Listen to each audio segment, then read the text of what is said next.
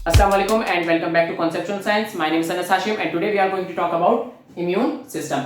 Immune system समझने से पहले हम उसके ऑब्जेक्टिव्स पे बात कर लेते हैं कि हम किन टॉपिक्स के ऊपर आज बात करेंगे. तो starting with obviously types of immune system, जो कि दो मेन टाइप्स हैं, innate and adaptive immune system. और एडेप्टिव को हम फर्दर डिवाइड करेंगे in cell mediated and humoral immunity में. ठीक है, इसके बाद हम बात करेंगे एंटीबॉडीज एंड एंटीजेंस के दरमियान इंटरेक्शन का. फिर हम बात करेंगे टाइप्स ऑफ इम्यूनोग्लोबुलिन्स की एंड साथ ही साथ अगर सेल्स ऑफ इम्यूनिटी की बात करें तो T lymphocytes, B lymphocytes and natural killer cells भी हमारे पास आते हैं. इसके अलावा major histocompatibility complex MHC complex 1 and MHC complex 2 जिस पर हम आगे बात करेंगे. और इसके अलावा एंटीजन प्रेजेंटिंग सेल जो कि बहुत इंपॉर्टेंट है इन कनेक्टिंग आपके पास innate immune system to adaptive immune. ठीक है, अब स्टार्ट करते हैं इम्यून सिस्टम के ऊपर. तो इम्यून सिस्टम की डेफिनेशन अगर हम देखें तो the capability of our body to protect and prevent against harmful agents. क्या मतलब? वो इस बात का आसान सी बात है, हमारे जिस्म की वो ताकत, वो हमारी जिस्म की कैपेबिलिटी जो कि हमें प्रोटेक्ट करे या प्रिवेंट करे अगेंस्ट हार्मफुल एजेंट्स. अब हार्मफुल एजेंट्स क्या क्या हो सकते हैं? नंबर 1 आपके पास viruses, number 2 bacteria, parasite, it could be a foreign body, कोई ट्रांसप्लांटेड टिश्यू हो गया, ठीक है, जो आपकी बॉडी में आके इंफेक्शन कॉज कर रहा है, वो भी आपके लिए क्या है? एक फॉरेन बॉडी है. और उसके खिलाफ लड़ता कौन है? आपका इम्यून सिस्टम लड़ता है.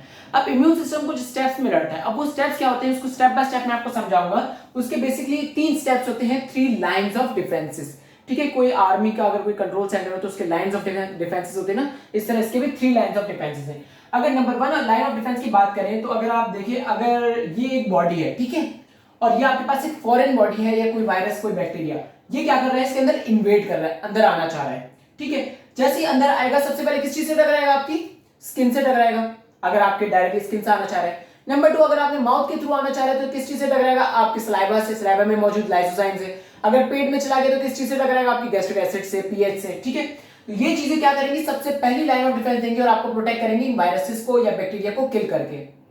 अगर वो वायरस या बैक्टीरिया इतना तगड़ा है कि उस चीज से बच गया और आगे पहुंच गया, नेक्स्ट स्टेप क्या होगा उसका? यहां पे वो बच गया. अब उसके ऊपर एक्ट करने के लिए क्या आएंगे? आपके न्यूट्रोफिल्स, आपके मैक्रोफेजेस. अगर आपको इन्फ्लेमेशन वाला टॉपिक याद हो तो मैंने बताया था 30 मिनट्स के अंदर कहीं पे भी अगर इंजरी हो तो न्यूट्रोफिल्स पहुंच जाते हैं और न्यूट्रोफिल्स के कुछ टाइम बाद आपके पास मोनोसाइट्स आ जाते हैं और वो फिर ग्रो हो जाते हैं मैक्रोफेजेस में. ऐसा ही होता है कि अगर वो वायरस या बैक्टीरिया आपके पास किल नहीं हुआ तो अब उसके ऊपर कौन एक्ट करेगा? न्यूट्रोफिल और मैक्रोफेज. और ये किस तरह एक्ट करते हैं आपके पास आपको पता है, कोई ना कोई आपके पास एंजाइम्स रिलीज करवाएंगे ताकि इसको किल कर सकें, या तो फिर क्या करेंगे? इसको फैगोसाइटोज कर लेंगे, अंदर ले लेंगे और हाइड्रोजन पेरोक्साइड हमने जैसे कि पढ़ा था रिलीज करते हैं और उसको किल कर देते हैं. ठीक है, ये सिस्टम कहलाता है इनेट सिस्टम. और ये आपके पास रैपिड सिस्टम होता है, यानी कि फौरन शुरू हो जाता है, विद इन 30 मिनट्स यानी विद इन आवर्स शुरू हो जाता है. ठीक है, अगर बैक्टीरिया यहां भी बच जाता है तो अब वो नेक्स्ट स्टेप पे कौन सा जाएगा? वो है एक्वायर्ड सिस्टम. ठीक है, एक्वायर्ड इम्यून सिस्टम में क्या होता है? आपके पास एंटीबॉडीज बनती हैं, आपके पास टी सेल्स होते हैं, आपके पास बी सेल्स होते हैं, प्लाज्मा सेल्स होते हैं. वो क्या करेंगे? वायरसेस और बैक्टीरिया के खिलाफ स्पेसिफिक एंटीबॉडीज बनाएंगे और वो एंटीबॉडीज इनको किल कर देंगे. किस तरीके से किल करेंगे वो आगे जाके हम पूरे डिटेल में पढ़ेंगे. ठीक है, अच्छा, अब मैं डिफरेंस अगर समझाने लगूं, फॉर एग्जांपल जैसे हमने इनेट और एक्वायर्ड पढ़ा, तो ये हमारे पास जितनी भी डेफिनेशन जो बातें लिखी है वो सारी किसकी लिखी हुई है? इनेट की लिखी हुई है. और ये जितनी बातें लिखी होंगी ये किसकी हैं? एक्वायर्ड की होंगी. ठीक है, तो अगर हम इनेट की बात करें तो इनेट को नेचुरल और नॉन स्पेसिफिक भी कहा जाता है. नॉन स्पेसिफिक कहने की वजह यह है कि ये जितनी भी टाइप के वायरसेस या बैक्टीरिया से जो भी हार्मफुल एजेंट्स हैं उनके खिलाफ सिर्फ एक ही तरीके से लड़ता है, इसके पास कोई दूसरा तरीका नहीं है, कोई स्पेसिफिक जनरेशन नहीं करता वो इसके लिए. वो बेसिकली क्या करता है? वो आएगा, उसको फैगोसाइटोज कर देगा, इसको इंगल्फ कर लेगा और किल कर देगा. ठीक है, ये कहलाता है आपका सेकंड लाइन ऑफ डिफेंस. आपको बात पता चल गई. इसमें कोई मेमोरी सेल्स नहीं बनते. ये बहुत इंपॉर्टेंट बात है. क्या बात हुई कि जब भी आपके पास न्यूट्रोफिल या ग्रेन्युलोसाइट्स जितने भी हैं आपके पास, जो इनेट सिस्टम है, इसमें कोई मेमोरी नहीं बनती. ये क्या करते हैं? जितनी दफा भी आपके पास फॉरेन बॉडी आएगी वो एक ही तरीके से लड़ेंगे. ऐसा नहीं होगा कि तैयारी बेहतर कर लें और अगली बार कोई अच्छे तरीके से लड़ें, जो कि एक्वायर्ड सिस्टम में होता है जिस पर हम बात करते हैं. ठीक है, तो इनमें कोई मेमोरी सेल्स नहीं बनते. साथ साथ एक और बात हमारे पास ये जरूरी है कि ये रिस्पॉन्ड रैपिडली करते हैं. ठीक है, क्योंकि इनेट इम्यून सिस्टम एक्वायर्ड से पहले आता है. इसके अलावा इसमें मौजूद क्या क्या होते हैं? साइटोकाइन्स, न्यूट्रोफिल, मैक्रोफेजेस और नेचुरल किलर सेल्स जिसकी हमने अभी बात करी. और क्या होता है? ये destroy foreign cells, cancerous cells and few infected cells. ये क्या करते हैं? कैंसरस सेल्स को भी डिस्ट्रॉय करते हैं, फॉरेन सेल्स को भी डिस्ट्रॉय कर देते हैं और कोई भी इन्फेक्टेड टिश्यूज या सेल्स को भी डिस्ट्रॉय करता है. ये बात हो गई हमारी इनेट की. ठीक है, अब हम बात करते हैं एक्वायर्ड. एक्वायर्ड में क्या होता है? ये स्पेसिफिक इम्यूनिटी होती है. इसका क्या मतलब हुआ स्पेसिफिक इम्यूनिटी का? यानी कि इसके अंदर एंटीजेंस होते हैं, वो एंटीजन स्पेसिफिक एंटीबॉडीज के खिलाफ बनते हैं. ठीक है, एंटीबॉडीज स्पेसिफिक एंटीजन के खिलाफ बनते हैं, और वो एंटीजन कहां से आते हैं, वो उनको प्रेजेंट करते हैं एंटीजन प्रेजेंटिंग सेल्स एपीएस, जिसकी हम बात करेंगे आगे जाके लास्ट में, बिल्कुल ठीक है। अच्छा, होता क्या है, जब आपका इनेट इम्यून सिस्टम फेल हो जाता है तो आपका एक्वायर्ड इम्यून सिस्टम आता है, और वो एक्वायर्ड इम्यून सिस्टम आपके एंटीबॉडीज बना के उसके ऊपर एक्ट करता है। इसमें खास बात यह है कि मेमोरी सेल्स भी बनाता है। अब मेमोरी सेल्स क्या करते हैं कि इसके कुछ सेल्स डिवाइड हो जाते हैं जो एंटीबॉडीज बनाते हैं, और कुछ सेल्स इम्यून मेमोरी सेल्स बना लेते हैं। मेमोरी सेल्स को एक तरह से लाइब्रेरी भेज दिया जाता है पढ़ने के लिए, ताकि अगली दफा ये अगर फॉरेन बॉडी आए तो उनसे कितने अच्छे तरीके से लड़ना है वो बताएंगे मेमोरी सेल्स। नेक्स्ट आपके पास है it depends upon T cells and B cells and APC cells. APC cells यानी एंटीजन प्रेजेंटिंग सेल्स, जिसकी हम बात कर रहे थे। इसके अलावा ये स्पेसिफिक एंटीबॉडीज बनाते हैं, जिस पे हमने बात करी। एक्वायर्ड इम्यून सिस्टम की दो मेन टाइप्स होती है, ठीक है। It is further divided into cell mediated immunity and humoral immunity. Cell mediated immunity में कोई एंटीबॉडीज नहीं बनती, जबकि ह्यूमरल इम्यूनिटी में एंटीबॉडीज बनती हैं। सेल मीडिएटेड में मौजूद होते हैं आपके पास साइटोटॉक्सिक टी सेल्स। वो क्या करते हैं, वो कैंसरस सेल्स को और वायरस सेल्स को किल करते हैं, ठीक है। वायरस को सेल नहीं होता, वायरस को किल करते हैं, ठीक है।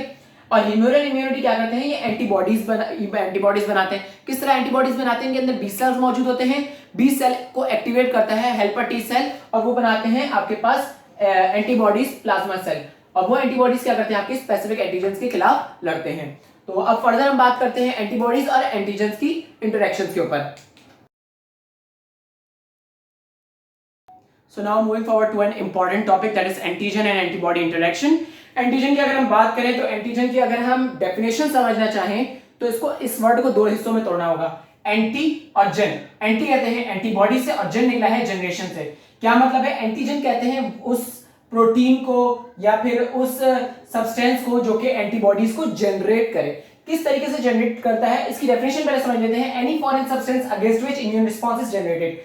आपकी बॉडी में आने वाला कोई भी ऐसा सब्सटेंस, फॉरेन सब्सटेंस, वायरस हो सकता है, बैक्टीरिया हो सकता है, जो कि आपकी बॉडी में आके इम्यून रिस्पांस को एक्टिवेट कर दे और जिसकी वजह से एंटीबॉडीज जनरेट हो, उससे हम कहते हैं एंटीजन। तो एंटीजन होने के लिए कुछ कैरेक्टरिस्टिक्स होती हैं। वो कैरेक्टरिस्टिक आपके पास है मॉलिक्यूलर वेट नंबर 1। आपकी जो एंटीजन है आपके पास, उसका मॉलिक्यूलर वेट कम से कम 8000 होना चाहिए, ठीक है। 8000 से ज्यादा मॉलिक्यूलर वेट होगा तो वो एंटीजन कहला सकता है। दूसरी चीज प्रेजेंस ऑफ एपिटोप। अब ये एपिटोप क्या है, एपिटोप होता है एंटीजन डिटरमिनेंट, या फिर एपिटोप कह सकते हैं ऐसा सब्सटेंस जो कि आपके पास एंटीबॉडी पे जाके अटैच हो, ठीक है। और ये चेंज होता रहता है अकॉर्डिंग टू बॉडीज, ठीक है। अच्छा, epitope could be a sugar और पॉलीसैकेराइड और a protein, it depends upon the type of epitope and the type of antigen, ठीक है। एग्जांपल दे दूं अगर मैं आपको कुछ एंटीजन की, तो हमारे सामने एंटीजन की कुछ एग्जांपल्स है। कैंसर सेल्स हो सकते हैं, कोई फॉरेन बॉडी हो सकती है, कोई ट्रांसप्लांटेड टिश्यू हो सकता है, कोई ट्रांसफ्यूजन ऑफ ब्लड हुआ है, उसकी वजह से कोई जो सेल्स मिल रहे हैं वो भी आपके पास एंटीजन की फॉर्म में होते हैं। अब बात करते हैं एंटीबॉडी की। तो एंटीबॉडी की बात करने से पहले एंटीबॉडी का स्ट्रक्चर समझना जरूरी है, ठीक है।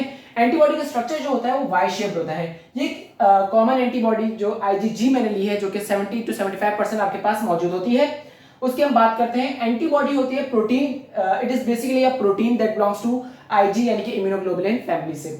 अच्छा, इसमें होता है एक एफसी रीजन और एक होता है एफएबी रीजन, ठीक है।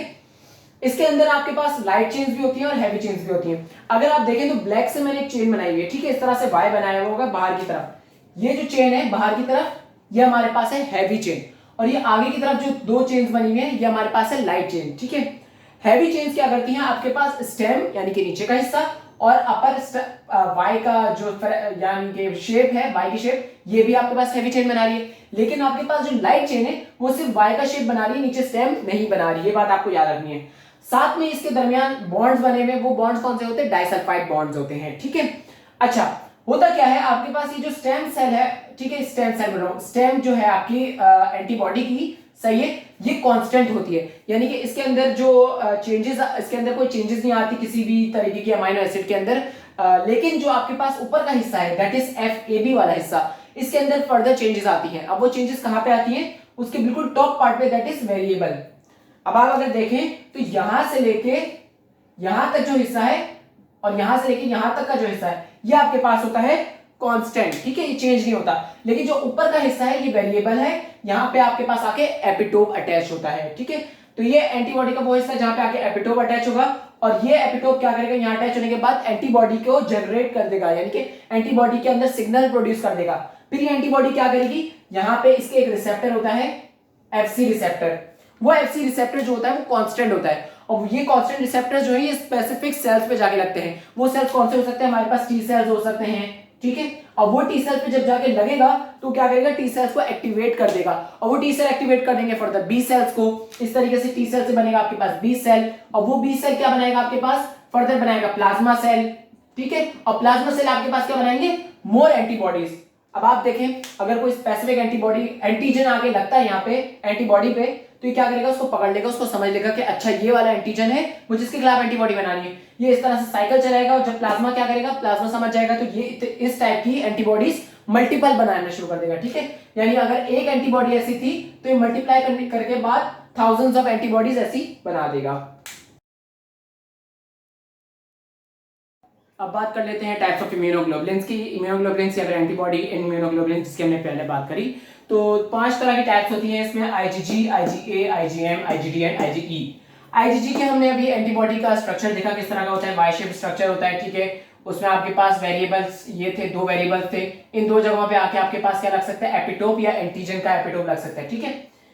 अच्छा, फर्क क्या है आईजीजी में और बाकी एंटीबॉडीज में, it is a monomeric. Monomeric का मतलब इसके पास सिर्फ एक साइड होती है, इस तरह से वाई शेप एक तरह की बनती है, ठीक है। जबकि आईजीए में अगर आप देखें तो 2 या 3 आईजीजी इक्विवेलेंट होते हैं, यानी कि इसकी शेप किस तरह की होगी, कुछ इस तरह से शेप होगी, यानी कि 2 जगहों पे इसके पास वाई शेप बन रहा होगा, ठीक है, इस तरीके से। अच्छा, IgG is also important in secondary responses and it also crosses placenta। 2 बातें कही यहाँ पे, ये secondary responses में ज्यादा पाया जाता है और इसके अलावा ये placenta क्रॉस करता है। secondary responses कौन से होते हैं, वो responses जो आपके पास आफ्टर प्राइमरी रिस्पॉन्स है, यानी कि अगर कोई बॉडी में आपके पास फॉरेन बॉडी आई है, ठीक है, अब फॉरेन बॉडी के ऊपर एंटीबॉडीज एक्ट करेंगी, ठीक है, एक्ट करी, इसके बाद वो फॉरेन बॉडी खत्म हो गई, फॉर एग्जाम्पल डिस्ट्रॉय हो गई, किल हो गई, अगेन वापस वही फॉरेन बॉडी आती है, अब आपके पास जो मेमोरी सेल्स थे वो एक्ट करेंगे, ठीक है, और वो एंटीबॉडी जो बनाएंगे वो होंगे आपके पास मेनली आईजीजी। आईजीजी क्या करता है, सेकेंडरी रिस्पॉन्स, इसलिए सेकेंडरी रिस्पॉन्स में ज्यादा इंपॉर्टेंट है। अच्छा, क्रॉसेस प्लेसेंटा का मतलब मदर टू फीटस, या सबसे ज्यादा क्या, सिर्फ जो एंटीबॉडी क्रॉस करती है वो आपके पास आईजीजी क्रॉस करती है। Next IgA. आईजीए क्या है, 2 और इक्विवेलेंट टू 2 और 3 आईजीजी, जैसे कि मैंने बताया इस तरह से उसकी शेप होगी। इसके अलावा it is present in secretions like saliva, tears, mucus membranes, ठीक है, वहां पे आपके पास क्या मौजूद होता है, आईजीए। आईजीएम की अगर हम बात करें तो 5 आईजीजी के इक्विवेलेंट होता है, और इसका शेप कुछ स्टार की तरह होता है आईजीएम का, और इसकी प्रेजेंस तकरीबन 10% होती है हमारी बॉडी में। ये मेन एक्ट करता है प्राइमरी रिस्पांस में, यानी कि फॉर एग्जांपल अभी जैसे कि मैंने बताया था फॉरेन बॉडी के अंदर आई है, तो सबसे पहले एक्ट कौन करेगा आपके पास, आईजीएम मेनली एक्ट करेगा, लेकिन कुछ टाइम होने के बाद यानी जब दूसरी दफा एक्ट करेगा तो आईजीजी ज्यादा रिस्पांस करेगा। फोर्थ आपके पास IgD. IgD very low quantities में होता है आपके पास बॉडी में, साथ में ये कहां पर होते हैं, बी सेल के सरफेस पे लगे हुए होते हैं, ठीक है। बी सेल्स के मैंने जैसे अभी बात नहीं करी, बी सेल्स पे आगे जाके बात होगी, तो क्या होता है, बी सेल्स के सरफेस पे मार्कर्स की तरह आईजीडी लगे हुए होते हैं। Next IgG. आईजीई के ऊपर हम पहले भी बात कर चुके हैं, हमने बात करी थी बेसोफिल्स में। बेसोफिल्स के ऊपर आके ये अटैच हो जाते थे अगर कोई आपके पास एलर्जिक रिएक्शन होता था, ठीक है, मास्ट सेल्स और बेसोफिल्स के ऊपर आके अटैच हो जाते थे। एक और बात, ये भी मोनोमेरिक है, यानी इनका भी वाई शेप होता है, इस तरीके से सिंगल वाई शेप होता है, ठीक है। और ये क्या होते हैं, एलर्जिक रिएक्शंस में एक्टिवेट हो जाते हैं या हाइपर सेंसिटिविटी रिएक्शंस में एक्टिवेट हो जाते हैं। अब बात कर लेते हैं हम सेल्स ऑफ इम्यून सिस्टम की, ठीक है। तो 3 मेन सेल्स की बात हम कर रहे हैं, B lymphocytes, T lymphocytes and natural killer cells. B lymphocytes की अगर हम बात करें तो बी लिम्फोसाइट्स कहां बनते हैं, जैसे कि मैंने बताया था बोन मैरो में बनते हैं। बोन मैरो में क्या करते हैं, किस तरह इम्यूनो कॉम्पिटेंट होते हैं, वो आईजीडी सेल्स बनाते हैं। ईच बी सेल बनाता है तकरीबन 150,000 आईजीडी सेल्स। वो आईजीडी सेल्स क्या करते हैं, बी सेल के प्लाज्मा में इंसर्ट हो जाते हैं। इंसर्ट होने के बाद क्या होता है, इनके पास आके एपिटोप लगता है। एपिटोप कहां से आया, एंटीजन का एपिटोप जो कि बॉडी के अंदर इन्वेड हुआ है, वो आके इसके आईजीडी के रिसेप्टर्स पे आके लग जाएगा। जब यहां लगेगा तो क्या होगा, आपके बी सेल एक्टिवेट हो जाएगा। बी सेल एक्टिवेट होने के बाद क्या करेगा, माइटोसिस स्टार्ट कर देगा, डिवाइड होना शुरू हो जाएगा। 2 तरीके से डिवाइड होगा, एक मेमोरी सेल्स बनाएगा, दूसरा इफेक्टर सेल्स बनाएगा, ठीक है। मेमोरी सेल्स आपके पास जाके स्टोर हो जाएंगे जो कि सेकेंडरी रिस्पांस में काम आएंगे, और इफेक्टर सेल कन्वर्ट हो जाएंगे प्लाज्मा सेल में, और plasma cell in the end आपके पास एंटीबॉडीज बना लेते हैं। इसके अलावा आपके पास आती है बात टी लिम्फोसाइट की। टी लिम्फोसाइट में क्या होगा, आपके पास ये थाइमस के अंदर एक्टिवेट हो रहे होते हैं, इम्यूनो कॉम्पिटेंट हो रहे होते हैं। इनमें आपके पास जो रिसेप्टर्स होते हैं वो टी सेल रिसेप्टर होता है, और इस पे जो एपिटोप आके लग रहा होता है वो डायरेक्टली नहीं आके लगता, वो एंटीजन प्रेजेंटिंग सेल आके लगाता है, ठीक है। एंटीजन प्रेजेंटिंग सेल क्या होता है, आगे बात करते हैं। इसकी माइटोसिस जब शुरू होगी तो 3 तरह की सेल्स में डिवाइड होगा। Number 1 memory cells, cytotoxic T cells and helper T cells. Memory cells वो स्टोर हो जाएंगे ताकि सेकेंडरी रिस्पॉन्स में काम आए। Cytotoxic T cell cell mediated immunity में हेल्प करेंगे, ठीक है, वायरस को किल करेंगे। और हेल्पर टी सेल्स क्या होते हैं, 2 तरीके के होते हैं, T helper 1 cell and T helper 2 cell. एक बात याद रखिए, जो टी सेल्स होते हैं वो CD3 पॉजिटिव होते हैं, ठीक है, ये हिस्टो में आपने पढ़ा होगा। अच्छा, जो साइटोटॉक्सिक टी सेल्स होते हैं वो CD8 पॉजिटिव होते हैं और जो हेल्पर टी सेल्स होते हैं वो CD4 पॉजिटिव होते हैं, ठीक है। अच्छा, टी हेल्पर 1 और टी हेल्पर 2 सेल्स क्या करते हैं, टी हेल्पर 1 सेल जो है वो आपके पास इनेट इम्यूनिटी में हेल्प करता है, ठीक है, और जो टी हेल्पर 2 सेल है वो आपके पास एंटीबॉडीज बनाने में हेल्प करता है। किस तरह से, ये टी हेल्पर 2 जाएगा प्लाज्मा सेल को एक्टिवेट करेगा, एंटीबॉडीज बनवाएगा, जैसे कि हमने अपने प्रीवियस वीडियोस में भी बात करी है। टी हेल्पर 1 सेल क्या करता है, आपके पास मोनोसाइट को कन्वर्ट करता है in macrophages. Last natural killer cells आपके पास जो कि किल करते हैं वायरसेस को, ये आपके पास आता है इनेट इम्यून सिस्टम में, और ये आपके पास इम्यून सिस्टम के सेल्स। अब हम बात करेंगे MHC और APC की। मूव करते हैं अब लास्ट टॉपिक की तरफ, that is MHC and antigen presenting cells. MHC also known as major histocompatibility complex, या फिर दूसरा नाम है इसका ह्यूमन ल्यूकोसाइट एंटीजन, ठीक है। नाम से समझ आ रहा है ह्यूमन ल्यूकोसाइट एंटीजन, यानी कि हर ह्यूमन में अलग ल्यूकोसाइट एंटीजन मौजूद होता है। और क्रोमोसोम नंबर 6 क्या होता है, आपके पास हर ह्यूमन की बॉडी के सेल्स पे, न्यूक्लिएटेड सेल्स पे स्पेशली, जैसे कि लिखा हुआ है present on every nucleated cell surface, एक हर न्यूक्लिएटेड सेल पे मौजूद एक आपके पास एंटीजन होता है, ठीक है। वो डिफरेंशिएट करता है बॉडी के सेल्स को बॉडी के बाहर वाले सेल्स के साथ। यानी कि अगर आपके बॉडी में मौजूद कोई सेल है, ठीक है, उसके ऊपर एक एंटीजन मौजूद होगा और एक फॉरेन बॉडी कोई आती है उसके ऊपर अगर कोई एंटीजन होगा तो वो दोनों डिफरेंट होंगे। ये होता है आपके पास MHC। अच्छा, कुछ टाइम बाद पता चला कि MHC1 और MHC2 उसके 2 क्लासेस होती हैं, ठीक है। और MHC1 क्या करता है, MHC1 जो आपके पास सरफेस पे प्रेजेंट होता है, इससे क्या होता है, आपके पास जो टी सेल्स हैं, आपके पास टी सेल्स जो बनते हैं वो इस पे एक्ट नहीं करते।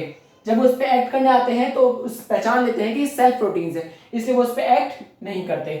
दूसरी बात, MHC जो 2 प्रोटीन्स है वो यूज होते हैं एंटीजन प्रेजेंटिंग सेल्स के थ्रू। किस तरह, एंटीजन प्रेजेंटिंग सेल्स क्या करते हैं, आपको याद होगा फैगोसाइटोसिस, इनेट इम्यून सिस्टम आपको याद है। इनेट इम्यून सिस्टम में क्या हुआ था, जब आपके पास एक फॉरेन बॉडी आई थी उसको इंगल्फ कर लिया गया था, ठीक है। इंगल्फ करने के बाद क्या किया, उसको तोड़ दिया गया, ठीक है, शैटर कर दिया गया पीसेस में, बहुत सारे स्मॉल पीसेस में, फ्रेगमेंट्स में, ठीक है। अब वो जो फॉरेन बॉडी थी उसके एंटीजन के फ्रेगमेंट्स हो गए, वो fragments MHC2 along with MHC2 ने क्या किया, इसको उठाया, ठीक है, और इसको प्रेजेंट कर दिया कहां पर, टी सेल के रिसेप्टर पे, TCR, टी सेल के रिसेप्टर पे इसने क्या किया, इसको प्रेजेंट कर दिया। इस तरह एंटीजन प्रेजेंटिंग सेल क्या करता है, एंटीजन के फ्रेगमेंट्स को टी सेल पे क्या करता है, प्रेजेंट करता है। इसके अलावा एक और जगह पे प्रेजेंट कर सकता है, वो कहां पे प्रेजेंट कर सकता है, वो B सेल में प्रेजेंट कर सकता है। B सेल में प्रेजेंट करेगा वो किस में कन्वर्ट हो जाएगा, प्लाज्मा सेल में। टी सेल पे अगर करेगा तो किस में कन्वर्ट होंगे, साइटोटॉक्सिक टी सेल्स में और हेल्पर टी सेल में। और अगर हेल्पर टी सेल में कन्वर्ट हो गए तो हेल्पर टी सेल वापस किसको कन्वर्ट कर देंगे, B सेल को इनटू प्लाज्मा सेल, तो हमारे पास वापस प्लाज्मा सेल बन जाएगा। और प्लाज्मा सेल फिर आपके पास वापस क्या बनाते हैं, एंटीबॉडीज, हमें याद है। तो इस तरह से हमारा इम्यून सिस्टम काम करता है। इन कंक्लूजन आपके पास जो बातें हुई हैं वो यहाँ पे मैंने एंड में कर दी हैं। Thank you for watching and